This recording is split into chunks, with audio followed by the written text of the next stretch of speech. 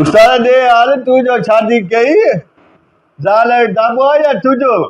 जाले जी दाबो अब जवान छो मुर्सा छो रे मान जगह ता पर दाबन में अची आओ मुर्स ताए प्राण छा के माइन जी हुकूमत है ना मान जी हुकूमत चरिया और सफार मान को भी किरी पियो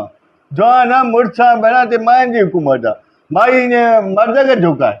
वाह रेस्टर वाह सलाम तो गला हाणे तोर माइन जो छा कजे अच्छा चरियो अञा असांजी माई बि आहे इन मांखे त कुझु चवे मांखे त इन दाबे में हाणे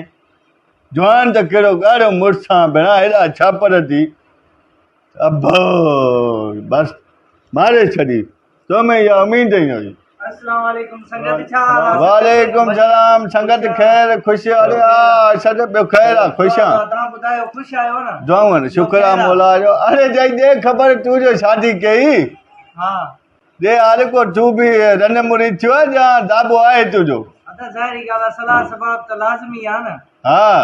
न कंहिंसां गॾु आहे सलाह सां भाई सां सलाह कंदो आहे अरे बुढ़ी बात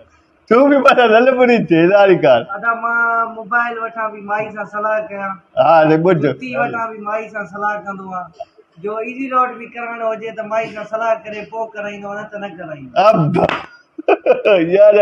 ता असल बात यार बुढ़ी बरो मान जी चवण ते भेणा ता लगाओ अदा छा कयूं हाणे हुकूमत माइन जी आहे भला काॾे छाजी हुकूमत जी माइन जी आहे इहो ता छा ॻाल्हाईंदो चरिया हाणे मां बि त शादी कई आहे न मुंहिंजी ज़ाल हिन मां घर में हिननि जीअं दाख़िल थींदो आहे न मुंहिंजी मां हिन चुप एल्फी लॻी आहे आवाज़ ही कोने करती माई तो न और कढे तो पो जवान हूं मुड़ुस हूं हल जेकॾहिं मुंहिंजी माई मानी पचाईंदी मुंहिंजे हुजे न हां मूंखां इशारनि में पुछंदी